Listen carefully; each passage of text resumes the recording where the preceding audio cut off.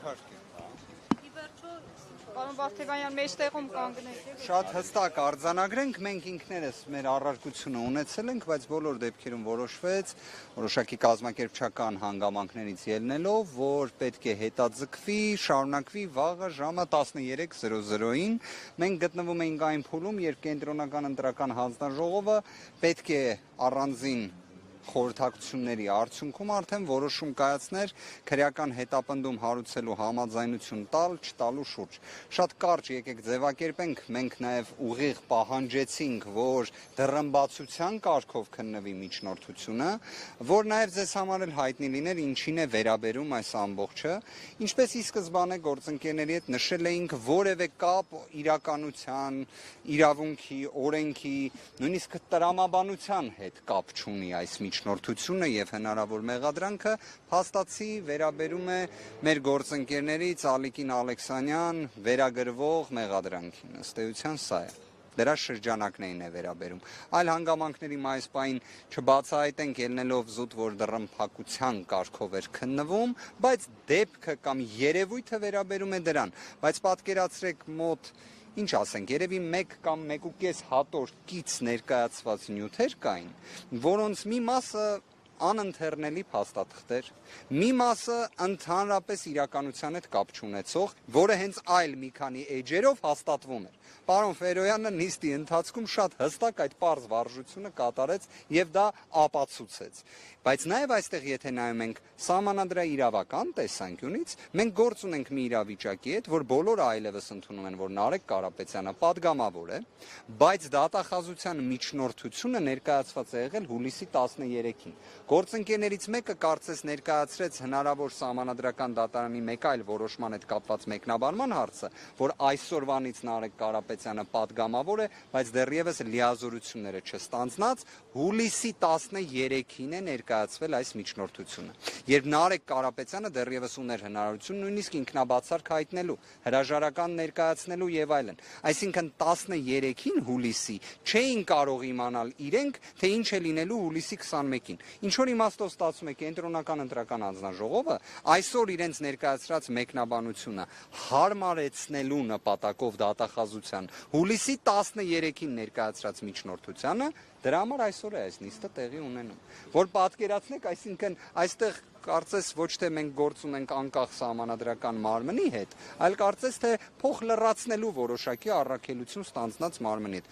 Սա աբսուրդ է, եկեք այսպես ասեմ, որտեղ նվազագույն իրավական փշրանքի պայմաններում էլ այս միջնորդությունը հենց ելնելով նրանից, որ հուլիսի 13-ին է ներկայացված, այնտեղ իրենք չեն վերլուծել այն հանգամանքները, որ իրենք փորձում են հրամցնել, որ իբր падգամավորի կարգավիճակ ստանձնել է, բայց լիազորությունը դեռ չի ստանձնել եւ այլ։ Դրանք չկան գրված դատախազության միջնորդության մեջ։ Հետևաբար կամ պետք է վերադարձվեր անհապաղ, կամ պարզապես մերժվեր։ Բայց դե Պարոն Ֆերոյան, հարգելի գործընկերներ, ասել, որ անօրինական է, ապօրինի է, կնշանակի մենք ոչ մի բան չենք ասում, վաղուց ենք մենք սա փաստել, որ գործ ունենք ակնհայտ քաղաքական հետապնդման հետ, բայց մենք դրա մասին ավելորդ ենք այս բային համարում խոսել, դա ինձ թվում է մեր ողջ ազգն է տեսնում, սա ինչ որ շոուի բաղկացիչ մաս է եւ միտված է նրան, որ անեն ամեն ինչ, որ Նարեկ Կարապետյանը չգնա ազգային ժողով։ Ավելի ինչ որ մանրամասներ, գործից դետալներ ներկայացնել, ինձ թվում է դա այդքան էլ իմաստ չունի, քանի որ ինքը իրականում բացարձական հիմն է, կապ չունի մեղսագրվող արարքները Նարեկ Կարապետյանի հետ եւ այստեղ շատ կարեւոր հանգամանք կա, էլի։ Մի բան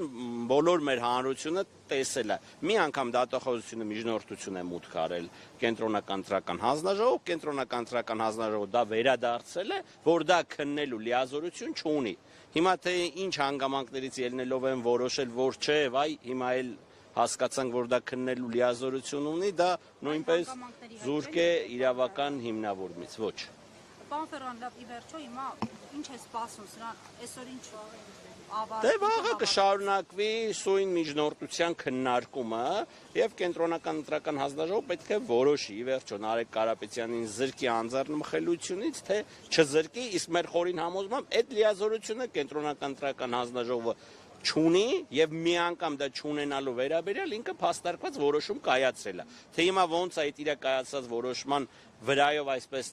թռնում, մեր ժողովրդական լեզվով ասած եւ նոր որոշում փորձում կայացնել մեր համար հասկանալի եւ ընդունելի չէ։ Շնորհակալ եմ։ Պարոն մի րոպե, թեպետ դուք եւ պարոն Վարդևանյանն ասեցիք, որ կապված է Ալիկ Ալեքսանյանի, պարոն Վարդևանյանն ասեց գործի հետ եւ չեք ուզում հանգամանքներ պարզաբանել, ավելի ասել, բայց այնուամենայնիվ, եթե ասում եք Ալիկ Ալեքսանյանի գործը շինծույ է եւ հիմա էլ սա ինչ է ստացվում այս ամեն ինչից ելնելով։ Ստացվում է, որ շինծույ է, ձեր հարցը այդքան էլ ճիշտ ասած, որ ստացա, որ շինծույ է, ապօրինի է, հատուկ անում են քաղաքական հետապնդումներ իրականացնելու համար։ Ինձ թվում է, որ ասում ենք շինծույ է, ապօրինի է, ամեն ինչ դրա տակ ընկալելի է դառնում, էլի։ Չէ, ուզում է ինչ-որ փակագծեր բացեիք, գործի հետ կապված, ինչով են կապում Նարեկ Կարապետյանի Կապը չկա, հենց այդ է, մենք ամբողջ գործը նայում ենք, Նարեկ Կարապետյանի վերաբերյալ որևէ տվյալ չկա, միջնորդության մեջ գրել են Նարեկ Կարապետյան, բայց երբ որ մենք փաստաթղթերը, բազմածավալ փորձում ենք ուսումնասիրել, Նարեկ Կարապետյանին վերաբերող որևէ տվյալ չկա։ Իսկ Ալիկ Ալեքսանյանին վերաբերող հանգամանքն էլ զուրկ է իրավական հիմնավորումից, ասում են փողերի լվացում արել, բայց այնտեղ փողերի լվացման հանցակազմ ընդհանրապես գոյություն չունի։ Սա է։ Վաղվա ժամը նորից կասեք։ Ժամը 1-ին վաղը։ Դռնափակ է լինելու։ Մենք ամենայն դեպս կփորձենք միջնորդել, որ իրականացվի դռնաբացության ռեժիմով, դուք էլ գաք տեսնեք, թե ներսում ինչ է կատարվում, բայց վստահ ենք, որ կենտրոնական թրական հանձնաժողովը չի ցանկանա, այսօր էլ ենք միջնորդել։ Այո, շնորհակալ եմ։